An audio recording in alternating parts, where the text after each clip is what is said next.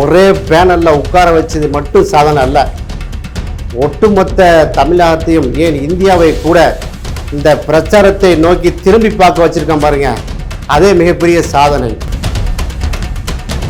இன்றைக்குமே அவர்களால் படுகொலை செய்யப்பட்ட அந்த கொலையுண்ட அந்த தோழர்களுடைய குடும்பங்கள் நடுத்தல நின்று கொண்டிருக்கிறது. அந்த ரணங்களுக்கெல்லாம் மருந்து போடாம நாங்கள் மது ஒழிப்பு மாநாடு வருகிறோம், நீங்களும் வாங்கன்னு தோளில் கை போடுறது வந்து ஒரு சரியான ஒரு நடுவரைத்தான் ஏற்படுத்தும் என்ற அடிப்படையில் தான் முதல்ல அதை தீர்க்கணும். திருமாவர்கள் எழுச்சி தமிழர்கள் எடுத்த ஸ்டாண்டு கரெக்டு. பச்சையா சொல்றேன், பிஜேபியும் பாமகவும் அவர்கள் வந்து அழைக்காது சரிதான் என்பதற்கு ஹெச் ராஜா போன்றவர்கள், தமிழிசை சவுந்தரராஜன் போன்றவர்கள் இப்படித்தானே எங்களுக்கு சர்டிபிகேட் கொடுக்கணும்.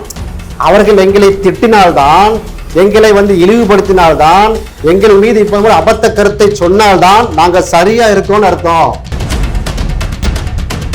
ஸ்டாலின் என்ன பெரிய ஸ்டாலின், அவர் வந்து ஒரே இதுல நீங்க குளிப்பாரா, நாங்க குளிக்கிற மாதிரி வந்து அறிவியலை வந்து மட்ட ரகமாக இப்படிலாம் சொல்லியிருக்கிறாங்க. உதயநிதி ஸ்டாலின் அவர்களை முதலமைச்சர் துணை முதலமைச்சராக தேர்ந்தெடுக்கிறாங்க, அவருக்கு என்ன தகுதி இருக்குது கேட்டாங்க தானே. கீழே மஞ்சிட்டு நாங்க எங்க தலைவர் திருமா அவர்களை பிரதமராக்குவோம் சொல்லி கனவுல நாங்க செயல்பட்டு நாங்க வண்டியில எல்லாம் போக மாட்டோம், டைரக்டா ஃளைட்ல தான் அப்படின்றீங்க. அதுல இருக்கு, ஃளைட்ல போறது தப்பா? இது வெற்றி மேல் வெற்றி. ஏன் இந்த ஸ்ட்ராட்டஜி தனியா நிக்கிறது பெரிய புத்திசாலித்தனம் ஒண்ணு இல்ல. நான் அவனோடையும் சேர மாட்டேன், இவனோடையும் சேர மாட்டேன், யாரோட சேருவோமோ. அப்பட்டமாக தெரிகிறது திமுகவின் ஆட்சியில் போதைப் பொருள் புழக்கம் அதிகமாக இருக்கிறதுன்னு. அப்படியா?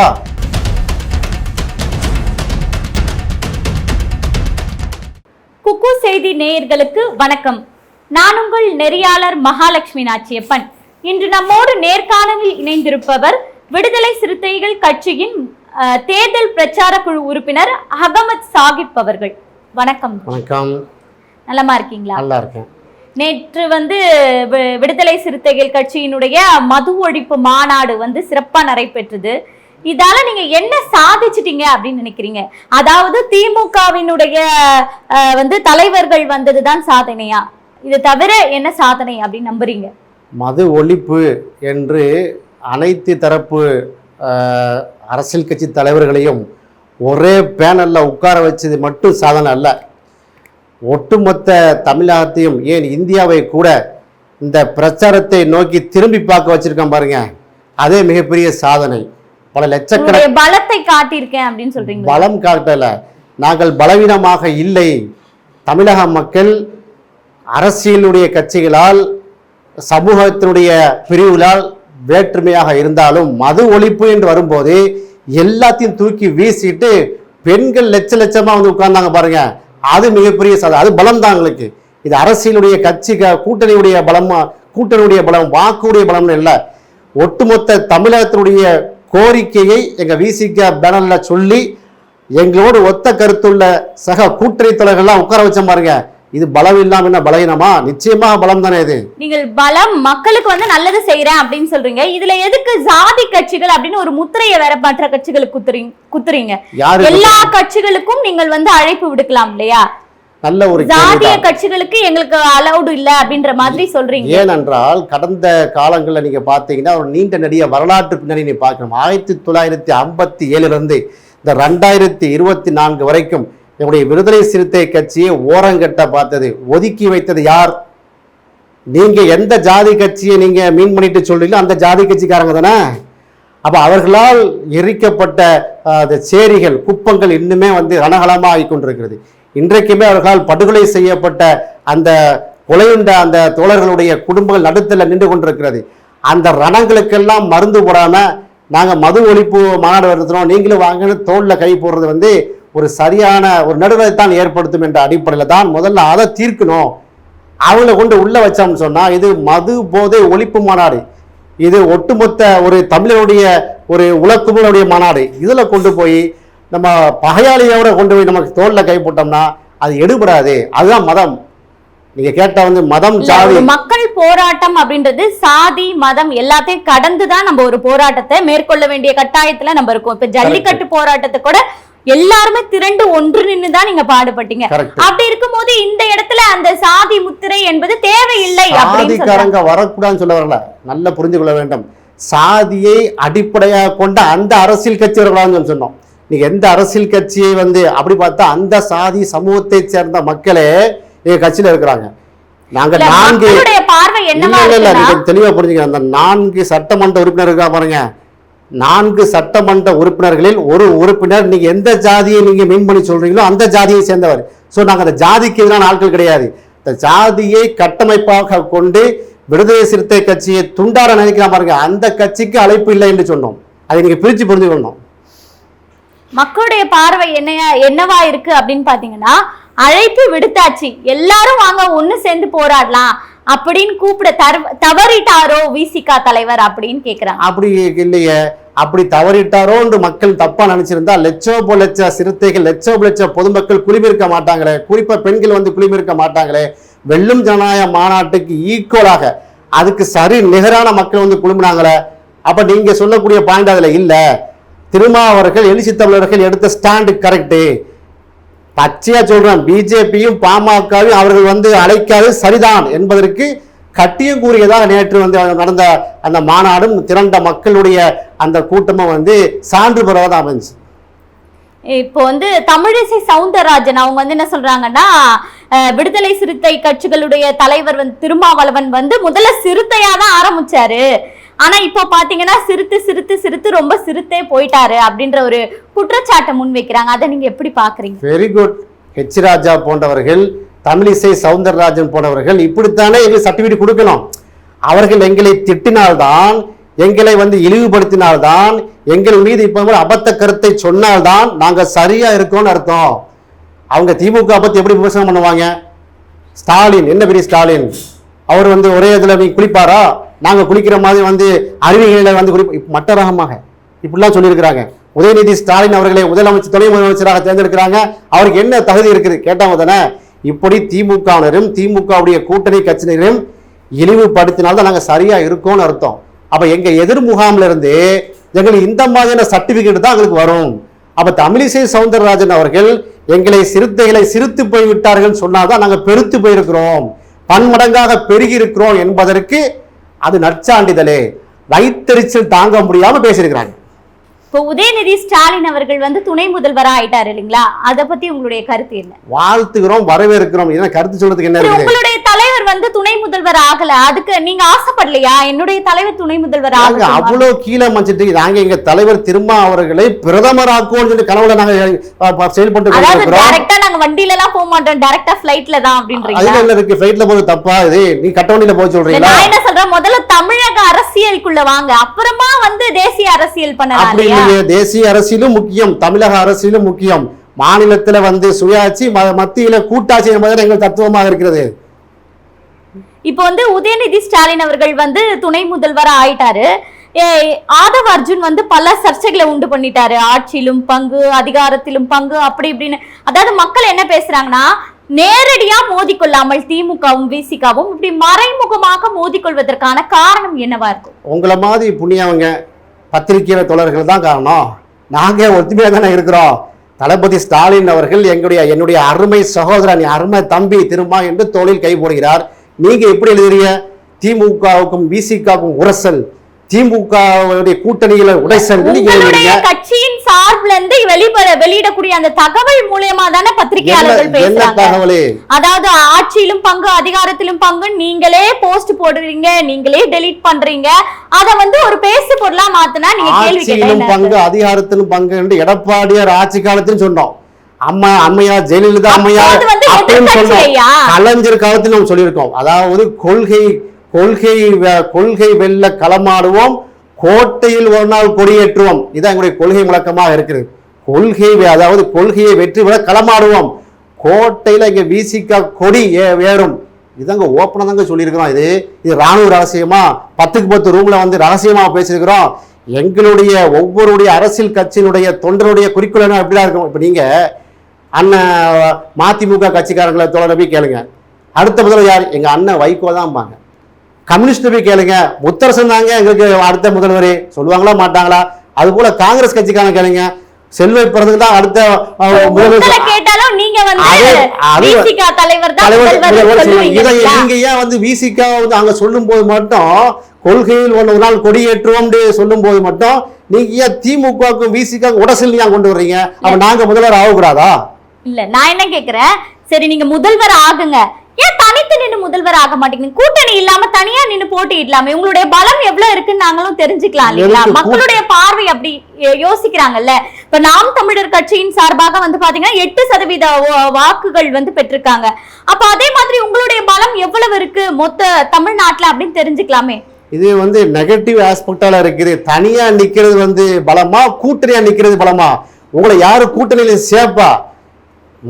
நாம் தமிழர் கட்சி சொல்றீங்க, நாம் தமிழர் கட்சியை யாரு கூட்டணியில் சேர்ப்பதுக்கு ரெடியா இருக்கிறா சொல்லுங்க. திமுக சேர்ப்பாங்களா? அதிமுக சேர்க்க ரெடியா இருக்கிறாங்களா? தனியா நிற்பது எப்படி ஸ்ட்ராட்டஜியோ அதை விட சிறந்த ஸ்ட்ராட்டஜி என்று சொன்னால் ஒட்டுமொத்த நட்பு சக்திகளையும் ஒரு அணில நிறுத்துறதா. அதனால தான் தொடர்ச்சியா வெற்றி பண்ணிட்டு வர்றோம். எப்படி இந்தியா கூட்டணியுடைய வெற்றி நீங்க பாக்குறீங்களா இல்லையா? உள்ளாட்சி தேர்தல் வெற்றி, வெற்றி மேல் வெற்றி. ஏன் இந்த ஸ்ட்ராட்டஜி? தனியா நிக்கிறது பெரிய புத்திசாலித்தனம் ஒண்ணு இல்லை. நான் அவனோடையும் சேர மாட்டேன், இவனோடையும் சேர மாட்டேன், யாரோட சேருவோம்? உங்களை யார் முதல்ல சேர்ப்பா? அப்ப விடுதலை சிறுத்தை கட்சியை பொறுத்த வரைக்கும் கொள்கை அடிப்படையில கூட்டணி. இப்ப மது போதை ஒழிப்பு மாநாடா? அரசாங்கத்திற்கு எதிராகத்தான் உங்களுடைய கோரிக்கை இருந்தாலும் கொள்கை அடிப்படையில திமுக மது விலக்கு என்ன செய்யுது? ஒத்துக்கொள்கிறது. RS பாரதி வந்தாங்களே, TKS இலகுவான வந்தாங்களே, ஒரே முறையில் உட்கார்ந்தமே, அவங்களை வைத்துக் கொண்டு சொல்றோம் டாஸ்மாக் மூடு என்று சொல்றோமே. டாஸ்மாக் மூடுன்னு சொன்னீங்க, கள்ள சந்தையில வந்து போதைப் பொருட்கள் விற்கப்படுவதை தடுக்கணும் அப்படின்னு சொன்னீங்க. இப்ப ஜாபர் சாதிக் வந்து அதே திமுகல தானே இருந்தாரு. அன்னைக்கு ஏன் விசிக தலைவர் வந்து இந்த மாதிரி கொந்தளிச்சமே? ஜாபர் சாதிக்கு இந்த மாதிரி பெரிய மாநாடு நடத்தலாமே. ஏன்னா இப்போ அப்பட்டமாக தெரிகிறது திமுகவின் ஆட்சியில் போதைப் பொருள் புழக்கம் அதிகமாக இருக்கிறதுன்னு. அப்படியா? இதுக்கு தரவு உங்களுக்கு இருக்கிறதா? நான் தரவை தருகிறேன். 2019 அதாவது பாத்தீங்கன்னா ஹரியானா மாநிலத்தில் பிரதமர் மோடி உரையாற்றுகிறார். சற்றப்ப 12,000 டேட்டா தட்டி பாருங்க. நான் சொல்றதே வந்து நீங்க என்ன செய்யணும், கூகுள்ல பார்த்து நீங்க செக் பண்ணிக்கணும். ஹரியானா மாநிலத்தில் தலைநகர்ல சண்டிகர்ல 2019 ஆண்டு பிரதமர் மோடி 12,000 கல்லூரி மாணவர்களுக்கு மத்தியில பேசுறாரு. 12,000 காலேஜ்ல இருந்து வந்த 25,000க்கு மேற்பட்ட மாணவர்கள் மத்தியில என்ன சொல்கிறார்? எதிர்வரும் 2023க்குள் போதை இல்லா இந்தியாவை உருவாக்குவேன் வாக்குறுதி கொடுத்தாரு. அந்த வாக்குறுதி கொடுத்துட்டு கீழே இறங்குறாரு. அதானியுடைய முத்ரா துறைமுகம் எது? மோடி அமித்ஷாவுடைய சொந்த மாநிலமா இருக்கக்கூடிய குஜராத்ல 2022 ஜூன் மாசம், 2022 செப்டம்பர் மாதம், 2022 நவம்பர் மாசம் எத்தனாயிரம் கோடிகள் ஹெராயின் வந்து இறங்குச்சு? 3000 டன்னு, 3000 கிலோ, 2000 கிலோ. அதோட சந்தை மதிப்பு 25,000 கோடி, 30,000 கோடி. அவ்வளவு ஏன் நம்முடைய இந்த 2024 பிப்ரவரி மாசம் 3,300 கிலோ ஹெராயினை வந்து பிடிச்சாங்களா இல்லையா? எங்க? பிரதமர் மோடியுடைய கூட்டாளியான அதானியுடைய துறைமுகத்துல சந்தை மதிப்பு 26,000 கோடி. இப்போ நீங்க சொல்லுங்க, தமிழ்நாட்டில் போதை புழக்க இருக்கா? ஹோல்சேல் டீலர் யாரு? இதையும் சேர்த்து தான் மாநாட்டில் கேட்டிருக்கிறோம். அதனால தான் சொல்கிறோம், டாஸ்மாகை மூடு என்ற குரலுக்கு மத்தியில் தான் இந்த ஹோல்சேல் டீலர் யாரு, யாருக்கு இந்த சரக்கு வந்து இறங்குது, அதனால தேசிய கொள்கையை வழங்கு என்று சொல்கிறோம். அப்போ கோரிக்கை என்பது ஒன்றிய அரசுக்கும் மாநில அரசுக்கும் சேர்த்து தானே. அதாவது என்ன சொல்றாங்கன்னா, உங்களுடைய கோரிக்கைகள் எல்லாமே மக்கள் வரவேற்கிறாங்க. நீங்க மது ஒழிப்பு மாநாடுக்காக எதிர்த்து போராடுறது, இந்த கள்ள சந்தையில விற்கக்கூடிய அந்த போதை பொருட்களுக்காக போராடுறது எல்லாமே மக்கள் வரவேற்கிறாங்க. என்னன்னா, இந்த குண்டு சட்டிலே குதிரை ஓட்டுற கதையா ஒரே கூட்டணியில இருந்துட்டு நீங்க இதை பண்ணும் போதுதான் அது ஒரு சர்ச்சையா மாறுது. ஐயா, இல்ல நீங்க பாராட்டணுமே. ஒரு கூட்டணியில இருந்து கொண்டே பரவாயில்லையே, சப்ப கட்டு கட்டி பூசி முழுவையில டாஸ்மாக் மூடு என்று சொல்றாங்க. மது போதைக்கு வந்து நம்ம தமிழ்நாட்டு முன்னோடியா இருக்கணும்னு சொல்றாங்க. கூட்டணியில் இருந்து கொண்டு அந்த முதலமைச்சருக்கு எதிராக கருத்து சொல்றாங்க. நீங்கள பாராட்டலங்க செய்யணும். பாராட்டணுமா வேணாமா? எந்த கூட்டணி கட்சியா செஞ்சிருக்கு அந்த மாதிரி நாங்க செய்யறோம்னா விடுதலை சிறுத்தை கட்சிக்கு நிகர் விடுதலை சிறுத்தை கட்சி தான். எழுச்சி தமிழர் திருமாக்கு நிகர் அவர் தான் என்பதை பறைசாற்றுகிறோம். பாராட்ட வேண்டிய சப்ஜெக்டுங்க இது. காரணம், இன்னொரு காரணம் இருக்குது. இந்த தமிழக மண் தான், தமிழ்நாட்டு மண் தான். சங்க காலத்துல இது பாத்தீங்கன்னா திருவள்ளுவர் எடுத்துக்கிறீங்க, கல்லுண்ணாமை அப்படிங்கிற அதிகாரத்தை வைத்திருக்கிறார். புறநானூறு இதைத்தான் கல்லுண்ணாமை தான் சொல்கிறது. சீரா புராணம் இதைத்தான் சொல்கிறது. திருவாசகம் மது கூடாது என்று சொல்கிறது. சங்ககால தமிழ் இலக்கியங்களே இந்த மது போதைக்கு எதிராக தானே இருக்குது. அப்ப நம்ம மண் வந்து பண்படுத்தப்பட்ட மண். அதனால்தான் மது போதை உடைய எதிர்ப்பு குரல் வந்து தமிழ்நாட்டிலிருந்து பரவட்டும் சொல்லி நாங்கள் முன்னெச்சரிக்கையான என்ன செய்யணும், அந்த பணியை செஞ்சிருக்கிறோம். அந்த அடிப்பு நீங்க பாராட்ட தான் செய்யணும். கூட்டணி எல்லாம் மாறி மாறி வருங்க. இன்னைக்கு ஒரு கூட்டணி இருப்போம், நாளைக்கு தேர்தல் கணக்கு மேட்டர் இல்லை. ஆனா அந்த மது பொறுத்த வரைக்கும் அரசியலுக்கு அப்பாற்பட்டு சமூகங்களுக்கு அப்பாற்பட்டு ஒட்டுமொத்த தமிழ்நாட்டை சீரழிக்குதா இல்லையா? கள்ளக்குறிச்சியில விசசாராயம் குடிச்சவங்க ஆளுங்கட்சி எதிர்கட்சியா செத்து போனா அந்த ஜாதி இந்த எல்லா ஜாதியும். இன்னொரு பார்வையிலையும் பார்க்கலாமா? அதாவது வந்து இந்த கள்ள சாராயம் குடிச்சு இத்தனை பேர் உயிரிழந்ததோட எதிரொலியாதான் நீங்க வந்து மது ஒழிப்பு மாநாடு நடத்துனீங்க. கண்டிப்பா அப்போ வந்து இத முழுக்க மதுவை தடை பண்ணும் போது தமிழகம் முழுக்க திரும்பவும் இந்த கள்ள சாராயம் வந்து காய்ச்சுவது வந்து அதிகமாயிடாதா? இல்ல, நாங்க மதுன்னு சொன்னா நல்ல சாராயம் கள்ள சாராயம் என்று பிரிக்கவில்லை. எல்லா சாராயமும் சாராயம் தான். அதுல வந்து டாஸ்மாக் மட்டும் மூடணும், கள்ளச்சாரத்தை காட்டின அல்ல, எல்லாத்தையும் நம்ம நிறுத்தணும்னு சொல்றோம். அது சாத்தியம் என்று சொல்கிறோம். சாத்தியம் என்று போற போக்குல சொல்லல. நேற்று கூட எங்க தலைவர் வச்சு தெளிவா சொன்னார், சவுதி அரேபியா உட்பட அரபு நாடுகள்ல சற்றப்ப 50 நாடுகள்ல முழு மதுவிலக்கு இருக்கிறது. அப்ப அவன் மனசுனா இல்லையா? நபிகள் நாயத்தை சிலாய்த்து சொன்னார். இன்னைக்கு வந்து ஒரு முஸ்லிம் சமூகம் 200 கோடி மக்கள் இருக்கிறாங்க. நபிகள் நாயும் இறந்து போய் மரணித்து கிட்டத்தட்ட 1400 ஆண்டுகள் ஆகிவிட்டது. இன்றைக்கும் இந்த முஸ்லிம் சமூகம் உளவியலாளர்கள்லாம் என்ன சொல்றாங்க அப்படின்னா, இப்போ ஒரு கட்டட தொழிலாளி, ஒரு சாக்கடை அள்ளக்கூடிய ஒரு மனிதர்கள், விவசாயம் செய்யக்கூடிய இவங்க எல்லாம் எடுத்துக்கோங்க. இவங்க எல்லாம் காலையில இருந்து நைட்டு வரைக்கும் மாடாக வந்து உழைக்கிறாங்க. அவங்களுக்கு வந்து அந்த மது வந்து தேவைப்படுகிறது அனுதினமும். அதனால ஒட்டுமொத்தமா வந்து அந்த மது விலக்கு அமல்படுத்த முடியாது அப்படின்னு ஒரு சஜஷன் கொடுக்குறாங்க இல்லையா? அதை நீங்க எப்படி எடுக்கிறீங்க? அதுதான் சொல்றேன். இப்போ நீங்க மது குடித்தவர்கள் இருக்காங்கல்ல, இப்ப டாஸ்மாக் கடையில போய் நீங்க காசு கொடுத்து வாங்குறாங்க. அத்தனை பேரும் சாராயம் அள்ளக்கூடிய, சாராயம் குடிக்கிற அத்தனை பேரும் வந்து சாக்கடை அள்ளக்கூடியவங்களா? சாக்கடை அள்ளக்கூடியவங்களா எல்லாம் சாராயம் குடிச்சிட்டு இருக்காங்க? அப்படியே சொல்லுங்க. அப்போ இந்த டேட்டா எப்படி நீங்க எடுத்தீங்க? நீங்க உடல் உழைப்பாளி அப்படி இல்ல, உழைக்கும் மக்கள் அதிகமா வந்து உழைக்கக்கூடிய மக்கள் வந்து இதுக்கு தேவைப்படுது அப்படின்னு எங்களுக்கு நாங்க உழைக்கக்கூடிய மக்கள் தான், எங்களுக்கு தேவைப்படலையே. 5 ஸ்டார் ஹோட்டல்ல வந்து நிக்கிறாங்களே, நல்ல வந்து சாப்பிட்டு போட்டு அவனு குடிக்கிறானா? அவன் மது சாக்கடை ஆடுறானா? அப்ப இதெல்லாம் சப்ப கட்டக்கூடிய விஷயமாக இருக்கிறது. நான் விட்ட இடத்துல தொடர்கிறேன். 200 கோடிக்கு மேல இருக்கக்கூடிய இஸ்லாமியர்கள் மது குடிக்காம இருக்காங்களா? ஏன்? சித்தாந்த ரீதியில் அன்னைக்கு போட்ட அடி 1400 வருஷம் ஆச்சு. நபி நாயகம் ஸல்லல்லாஹு அலைஹி வஸல்லம் இறந்து போய் இன்ன வரைக்கும் இந்த மக்கள் வந்து காப்பாற்றப்பட்டிருக்காங்க என்று யார் சொல்றார்? ஒட்டுமொத்த லட்சம் மக்களை வைத்துக் கொண்டு சொல்கிறார். பகவான் புத்தர் அவருடைய கொள்கை வந்து மதுவிலக்கு தான் என்று சொல்கிறார். ஏசு பிரான் வந்து சொன்ன கொள்கை மதுவிலக்கு தான் என்று சொல்கிறார். அப்ப பாத்தீங்கன்னா சித்தாந்த ரீதியா பாத்தீங்கன்னா அத்தனை தீர்க்க தரிசையிலும் சொன்ன விஷயம் மது கூடாது என்று. ஏன் நம்ம மது கடைகளை திறந்து வச்சிருக்கிறோம்? இதுல அதிமுகவும் திமுகவும் காங்கிரஸும் கம்யூனிஸ்டும் எல்லா சர்வ கட்சியிலும் மது கூடாது என்று சொல்கிறோம், மது ஒழிப்பு தான் கரெக்ட் என்று சொல்கிறோம். ஏன் டாஸ்மாக் திறந்திருக்கிறது என்று கேள்வி கேட்டால் நீங்க எங்களை பாராட்டணும். கண்டிப்பாக பாராட்டுறோம் ஐயா. அதுக்கு அடுத்தபடியா பாத்தீங்க அப்படின்னா சீமான் அவர்கள் வந்து விசிகாவினுடைய தலைவரை வந்து அண்ணன் ரொம்ப பாசமா சொல்றாரு. அவரே வந்து சொல்லியிருக்காரு, அவர் கூப்பிடலன்னா கூட நான் வருவேன் மாநாட்டுக்கு அப்படின்னு. ஏன் அவருக்கு ஒரு அழைப்பு கொடுத்துருக்கலாம் இல்லையா? நான் என்ன கேட்கிறேன், அவர் உங்களுடைய கொள்கைக்கு வரவேற்பு தானே கொடுக்கிறாரு. இல்லையே, ரொம்ப காட்டமான பேசுற மாதிரி இருந்துச்சு. ஒரு பக்கம் அதான் தோழர் சீமான் அவர்களை பொறுத்தவரையில நாங்கள் எடுத்துக்கொள்ளக்கூடிய விஷயங்களும் இருக்கிறது, எடுத்து எறியக்கூடிய விஷயங்களும் இருக்கிறது. அவர் வந்து என்ன சொல்றது, ஒரு சொல்லக்கூடிய மேட்ரு தான் கேட்டீங்க, சொல்லித்தான் ஆக வேண்டும். இவர் இலையை விரித்து அதுல வந்து கூட்டு பலகாரம் காய் கனி எல்லாம் வைத்து சாப்பிட போற டைம்ல வேற ஏதாவது நம்ம அருவருக்கத்தக்க விஷயத்தை கொண்டு வச்சா எப்படி இருக்கும்? அந்த மாதிரி பேசி போகிறார். இப்போ மது விலக்கு நாங்கள் வந்து கையில் எடுக்கும் போது நீங்க என்ன செய்யணும்? பாராட்டி எங்களை என்ன செய்யணும்? வெரி குட், அண்ணன் திருமாவர்கள் சரியான இடத்துல பண்றாரு, நான் சப்போர்ட் பண்றவன் நிறுத்திருந்தா ஓகே நீங்க சொல்ற மாதிரி. அடுத்த ஸ்டெப் என்ன சொல்றாரு? திமுக நீங்க எப்படி கூப்பிடுவீங்கிறார். திமுக நீங்கள் எப்படி அழைப்பீர்கள் என்று கொந்தளிச்சு பேச வேண்டிய அவசியம் என்ன?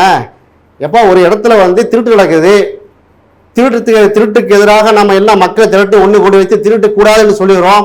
அங்க இருக்கக்கூடிய போலீஸ் இன்ஸ்பெக்டர் வந்து கரெக்ட் தான் உங்க கோரிக்கை, நானும் உங்க கோரிக்கை உடன்படுறேன், அந்த திருட்டனை பிடிச்சிருவோம் என்று சொன்னா நமக்கு பலம் தானே. ஒரு நகராட்சிக்கு போகிறோம், ஒரு ஊருக்கு போகிறோம், அதுல வந்து ரோடுகள் போல சாலைகள் வந்து பழுதடைந்து போய் இருக்கிறது, மக்களுக்கு சரியான குடிநீர் இல்லை, மக்களை திரட்டி போராடி கொண்டிருக்கிறோம். அந்த நகராட்சியுடைய கமிஷனர் வர்றாரு, வந்து ஆமாங்க உங்க போராட்டம் நியாயம் இருக்கிறது, அந்த போராட்டத்திலே நானும் சேர்ந்து பங்கு கொள்கிறேன், சாலையை வந்து சரியா பண்ணிடுவோம் என்று சொன்னால் நமக்கு பலம் தானே. அதே மாதிரி தான் யார் ஆட்சியில இருக்கிறாரோ, யார் அதிகாரத்தில் இருக்கிறாரோ அவரையே அழைத்து நாங்க மேடையில உட்கார வச்சா அது பலமா பலகீனமா? நீ எப்படி அழைப்பார் என்று கேட்டால் எந்த வேணும் அரசியல் புரிதல் இது? அதாவது இன்னொரு வகையிலையும் இந்த மாநாட்டுக்கு நீங்க பலம் சேர்த்திருக்கலாம் அப்படின்னு நான் நினைக்கிறேன். எப்படி அப்படின்னு பாத்தீங்கன்னா, எல்லா கட்சிகள் சார்பா வந்து மகளிர் அணி தலைவர்கள் தான் வந்து பங்கேற்றாங்க. ஆனா திமுக சார்பா வந்து திருமதி கனிமொழி அவங்க வந்து பங்கேற்றிருந்தா இன்னும் உங்களுக்கு கூடுதல் சிறப்பா அமைஞ்சிருக்கும் இல்லையா? ஒருவேளை அவங்க வந்து நாடாளுமன்ற எம்பி அப்படின்ற ஒரு உயர்ந்த பதவியில இருக்காங்க, அவங்களை இங்க அனுப்புனா உங்களுடைய மாநாடு பெரிய லெவல்ல நடத்துருவீங்க அப்படின்னு உங்களை கட்டுப்படுத்துறதுக்காக இவங்களை அனுப்பியிருப்பாங்கன்னு நினைக்கிறீங்க? இது உங்களுடைய யூகத்திற்கு நான் பதில் சொல்ல இயலாது. இந்த கேள்விக்கு, இந்த யூகத்திற்கு ஆர்.எஸ். பாரதி அண்ணன் தெளிவா பதில் சொன்னார். இந்த மாநாட்டு உரையில நீங்க பார்த்திருக்கலாம். மற்ற கட்சியிலிருந்து மகளிர் பொறுப்பாளர் தான் வந்திருக்கிறாங்க. திமுகல இருந்து நாங்க 2 ஆண்கள் வந்திருக்கிறோம். அப்ப விசிகாம எங்க இருக்கக்கூடிய நெருக்கமும், எங்க இருக்கக்கூடிய உரிமையும், எங்களுடைய கூட்டணியில் இருக்கக்கூடிய நட்பையும் இதை காட்டுதுன்னு சொன்னாரு. அதுல நீங்க அதை பாசிட்டிவா ப்ரோஆக்டிவா எடுத்துக்கொள்ளுங்களேன். கனிமொழி அக்காக்களுக்கு வேணாமே என்ன, எந்த பிரச்சனை, எந்த பிரச்சனையும் இல்லையே. கனிமொழி அக்காவுக்கும் திமுக கூட்டணிக்கு எதுவும் பிரச்சனை இருக்கா? ஒரு பிரச்சனையும் இல்லையே. எங்களுடைய எழுச்சி தமிழர் திருமாவர்களோடு இரட்டை குழல் துப்பாக்கியா செயல்பட்டு கொண்டிருக்காரு எங்க நாடாளுமன்ற அவையில. அதனால எங்களுக்கு எந்த முரண்பாடு கிடையாது. இது வீண் கற்பனை. இது சரிங்க. இப்ப விசிகாவினுடைய அந்த மது ஒழிப்பு மாநாட்டுல வந்து பாத்தீங்கன்னா பெண்களுக்காக நடத்தக்கூடிய அந்த மாநாடு தான் அது. அந்த மாநாட்டுல ஒரு பெண் காவலர் வந்து அவமரியாதையாக நடத்தப்பட்டதா ஒரு குற்றச்சாட்டு, வீடியோக்கள் வந்து இப்போ வைரலா பரவிட்டு இருக்கு. அது குறித்து உங்களுடைய கருத்து என்ன? ஆக்சுவலா அங்க என்னதான் நடந்தது? கிட்டத்தட்ட அந்த அரங்கத்திற்குள்ளேயே, நாங்கெல்லாம் விஐபி லான்ச்ல இருக்கிறோம், அந்த அரங்கத்துக்குள்ளேயே சற்றப்போ 3 லட்சம் மக்கள் இருந்தாங்க, பெரும்பான்மை பெண்கள். சரியா? அரங்கத்திற்கு வெளியில எத்தனை லட்சம் பேர் இருந்தாங்க எனக்கு தெரியாது. சற்றப்ப வெல்லும் ஜனநாயக மாநாடுக்கு கூடிய கூட்டம் இந்த மாநாட்டுக்கு கூடியது. 6 மாச இடைவெளியில மிக பிரம்மாண்டமான மாநாடு. இதுல ஒரு காவல்துறையுடைய அதிகாரி வந்து தாக்கப்பட்டார் என்று சொல்றாங்க. அப்படி எந்த சலசலப்பும், எந்த விதமான ஒரு இன்ஃபர்மேஷனும் அந்த வீடியோ பாத்தீங்களா இல்லீங்களா? நான் பார்த்தேன். வைரலாக பரவிட்டு இருக்கு. அதாவது யாருன்னு தெரியல, உங்களுடைய தொண்டர்கள் யாரோ வந்து அந்த பெண் காவலரை வந்து இழுத்து கொண்டு ஓரமாக சென்று அவங்கள வந்து இழுத்து தள்ளுறாங்க நிறைய பேர் சேர்ந்து. இது வந்து ஒரு மிகப்பெரிய பேசு பொருளா இன்னைக்கு மாறி இருக்கு. அப்படி ஒரு நிலைமை வந்து வன்மையா கண்டிக்கத்தக்கது. அது எங்க அவங்களுடைய பணியை தான் பார்த்தாங்க செய்யறாங்க. நான் என்ன சொல்ல வரேன்னா, இத்தனை லட்சக்கணக்கான மக்கள் திரண்டிருந்தாங்க. பல்லாயிரக்கணக்கான காவலர்கள் எங்களுடைய வாலண்டியர்ஸ், தன்னார்வ தொண்டர்களாக நாங்கள் வந்து அந்த மாநாட்டை செம்மைப்படுத்தி கொண்டிருந்தோம். இதில் இப்படி ஒரு இன்சிடென்ட் நடந்திருக்கிறது. என்ன செய்திருக்க வேண்டும்? அந்த சம்பந்தப்பட்ட ஆளை கைது செய்திருக்க வேண்டும். இந்த சம்பந்தப்பட்ட நபர் யார் என்று சுட்டி காட்டிருக்க வேண்டும். உண்மையிலேயே எங்களுடைய கட்சிக்காரராக இருந்தால், விடுதலை சிறுத்தை கட்சிக்காரர் இருந்தால் கண்டிப்பாக எங்கள் தலைவர் கட்சி விட்டு நீக்கி விடுவார். யாருன்னு தெரியலையேங்க. அவர் அந்த போட்டோவை பார்க்குறாங்க, இவர் யார், எந்த கட்சிக்காரர், யாருக்கும் சொல்ல தெரியவில்லை. சரி, பிடித்த வைக்கணுமா இல்லையா? ஒரு காவல்துறை அதிகாரியை அவரை அடிக்கிறாரு, என்ன செய்திருக்க வேண்டும்? பக்கத்தில் அவங்க பிடித்து வந்து மற்றொரு காவல் அதிகாரிகிட்ட கொண்டு ஒப்படைச்சிருக்கலாமே, அதை செய்யல. என்ன பண்றாங்க? மாறாக அதை ஃபோக்கஸ் பண்ணி ஜூம் பண்ணி வீடியோ எடுக்கிறாங்க. வீடியோ எடுத்து கட் பண்ணி அந்த வீடியோவை கொண்டு இணைக்கிறாங்க. இப்படி 2 இன்சிடென்ட், காவல்துறையை தாக்கியதாக ஒரு இன்சிடென்ட், சாராயம் குடிக்கிறாங்க பாருங்கன்னு சொல்லி இன்னொரு வீடியோ போட்டு பாருங்களா. மது போதை ஒழிப்பு மாநாட்டுல இவங்களே சரக்கு அடிக்கிறாங்கன்னு சொல்லி எங்கேயோ நடந்த ஒரு சப்ஜெக்டை, இந்த மாநாட்டிலிருந்து 1 கிலோமீட்டர் 2 கிலோமீட்டர்கள் நடந்த ஒரு சப்ஜெக்ட் எடுத்துக்கொண்டு வந்து இதை வந்து இணைக்கிறாங்க. இப்ப நீங்க ஆணித்தரமா சொல்லுவீங்களா எங்களுடைய மாநாட்டுக்கு வந்தவங்க யாருமே மது அருந்தல? இல்லையே. அப்ப நீங்க ஆணித்தரமா நீங்க கேள்வி கேட்கறது பார்த்தா யாரு நீங்க நிறைய பேர் 60% வரைக்கும் குடிச்சிட்டு தான் வந்திருக்காங்க மாநாட்டுல, ஆண்கள் வந்து பங்கேற்றிருக்காங்க அப்படின்றது வந்து நிறைய பேர் வந்து இன்னைக்கு பேசு பொருளா பேசிட்டு இருக்காங்க. என்ன சொல்றாங்க? முதல்ல காந்தியடிகள் சொன்ன மாதிரி முதல்ல மாற்றத்தை உங்களிடமிருந்து தொடங்குங்க. நீங்க ஒரு மாநாடு அறிவிக்க போறீங்க அப்படின்னா முதல்ல என்னுடைய தொண்டர்கள், என்னுடைய கட்சியினர் முதல்ல மது குடிக்க கூடாது இனிமேலு அப்படின்னு ஒரு சட்டத்தை கொண்டு வாங்க. அதுக்கப்புறமா அதை வந்து தமிழகம் முழுக்க அமல்படுத்தலாம் அப்படின்னு பேசுறாங்க. இதை எப்படி எடுத்துக்கிறீங்க ஐயா? பாத்தீங்கன்னா எவ்வளவு பெரிய ஒரு அவதூறான அபத்தமான கருத்தா பாருங்க. லட்சோப கூடி இருக்கிறோம். சிறுத்தைகள் மட்டுமல்ல, விடுதலை சிறுத்தை கட்சிக்காரங்க மட்டுமல்ல, சர்வ கட்சி அமைப்புகளில் உள்ள ஆட்கள் வந்திருக்கிறாங்க. குறிப்பா பெண்கள் வந்திருக்கிறாங்க. என்ன கேள்வி வைக்கிறாங்கன்னா 60% ஆட்கள் வந்து குடிச்சு போட்டு தான் வந்தாங்கன்னா, அப்ப இந்த மாநாடு எந்த தாக்கத்தை வந்து எதிரிகளுக்கு வந்து ஏற்படுத்தியிருக்கிறது. பொறுக்க முடியாம அவர்கள் அள்ளி சொல்லிட்டு இருக்காங்க. இதுதான் முதல் வெற்றிங்க. இந்த மாநாட்டை அறிவித்த உடனேயே அரசியல் கணக்கு போட்டவங்க என்னென்ன செஞ்சாங்க? திமுகவில் சலசலப்பு, திமுக கூட்டணியில் விரிசல் என்று சொன்னார்கள். எல்லாத்துக்கும் சாவு மணி அடிக்கிற முகமா ஒரே பெல்ட்ல இந்தியா கூட்டணி உட்கார்ந்தோம். இன்னும் சொல்ல போனா ஓப்பனாக சொல்றேன், எங்க தலைவரே சொன்னது, இது சர்வகட்சி மாநாடா இருக்க வேண்டியதை தேவையில்லாம அந்த எங்களுடைய கொள்கை எதிரிகள், கொள்கை பகைவர்களுடைய இந்த சூழ்ச்சியின் காரணமாக நாங்க இந்தியா கூட்டணி அளவுக்கு சுருங்கிட்டோம். அந்த கொள்கை பகைவர்கள் தான் இது போன்ற அபத்த கருத்துக்களை, பொய்களை, அவதூறுகளை வந்து அள்ளி தெளிக்கிறார்கள். நீங்க திட்ட நாங்க என்ன செய்வோம், வளர்ந்து கொண்டே இருப்போம். நீங்க அவதூறை சுமத்த நீங்க இன்னும் கீழே இறங்கி போய்கிட்டே இருப்பீங்க. இதுதான் நற்சான்றிதழ். நீங்க சொல்றீங்க பாருங்க, 60% மக்கள் குடிச்சு போட்டு வந்தாங்கன்னு. இந்த விஷயத்தை நாங்க வைரலாக்கி கொண்டு போவோம், மாவட்டமா கொண்டு போவோம், ஊரா கொண்டு போவோம். பாருங்க, நம்ம மது போதைக்கு எதிராக நின்று கொண்டிருக்கிறோம், நம்மளையே குடிகாரா சித்தரிக்கிறாங்க. இதுக்கு சரியான தக்க பாடத்தை போற்ற வேண்டும் என்பதை அந்த கொள்கை பகைவர்களை தமிழக மக்களிலிருந்து என்ன செய்வோம், நாங்கள் அப்புறப்படுத்தி காட்டுவோம். வேணா என்ன செய்யறது? மக்கள் கண்டிப்பா அதுக்கான பதில சொல்லுவாங்க. இப்போ நீங்க வந்து இந்த மது ஒழிப்பு மாநாடு நடந்து வெற்றிகரமா முடிஞ்சிடுச்சு. இதுக்கப்புறம் இந்த 1.5 ஆண்டுகள் இருக்கு இல்லையா 26 தேர்தலை சந்திக்கிறதுக்கு, அதுக்குள்ள உங்களுடைய கோரிக்கையை திமுக நிறைவேற்றி விடுவாங்க அப்படின்னு நீங்க ஆணித்தனமா நம்புறீங்களா? அதாவது இதுக்கும் கூட்டணி அரசியலுக்கு சம்பந்தம் இல்லை என்று சொல்லிவிட்டோம். தெளிவாக அந்த மேடையை ஆட்சி செய்யறாங்க. அவங்க படிப்படியா 500 டாஸ்மாக் கடையிலே அந்த திராவிட மாடல் ஆட்சி அமைந்தவுடனே தளபதி ஸ்டாலின் அவர்கள் 500க்கு மேற்பட்ட அந்த டாஸ்மாக் கடையில மூடினாரா இல்லையா? மூடி இருக்காரு. நடவடிக்கை எடுக்கத்தான் செய்யறாரு. காணாது என்கிறோம். இது போதாது, பத்தாது, எங்களுக்கு ஸ்கெட்யூல் தாங்கன்னு கேட்டிருக்கோம். நீங்க வந்து என்ன செய்ய போறீங்க? நாங்க கோரிக்கை வைத்திருக்கோம். அந்த கோரிக்கையில நீங்க உடன்பட்டிருக்கிறீங்க. நீங்க இந்த வருஷம் எத்தனை பூட்ட போறீங்க, என்னென்ன வழிமுறைகள் இருக்கிறது என்று கேட்டுதானே இருக்கிறோம். அவங்க மாட்டேன்னு சொல்லலையே. தளபதி ஸ்டாலின் அவர்கள் எங்க எலிசபெத்தை சந்திச்சு சொன்னாராம். அந்த மாநாட்டிலேயே வந்து தெளிவாக பதிவு செய்தார். திருமாவர்களை, எங்களுக்கு வந்து மது விலக்கு கூடாதுன்னு சொல்லிட்டு இருக்கிறோம், எங்களுக்கு டாஸ்மாக் கடையை திறந்து வைக்கணும் ஆசையா, எங்களுக்கு பூட்டுவதில் நடைமுறை சாத்தியம் இல்லாமல் இருக்கிறது, சில பிரச்சனைகள் இருக்கு, அதை சார்ட் அவுட் பண்ணுவோம் என்று தானே சொல்லியிருக்கிறார். ஃபர்ஸ்ட் ஒரு மிகப்பெரிய லட்சியத்தை நோக்கிய முதல் படியில அவங்க இருக்கிறோம். இப்பவுமே நீங்க உங்களை மேலுக்கு என்ன சொல்றீங்க?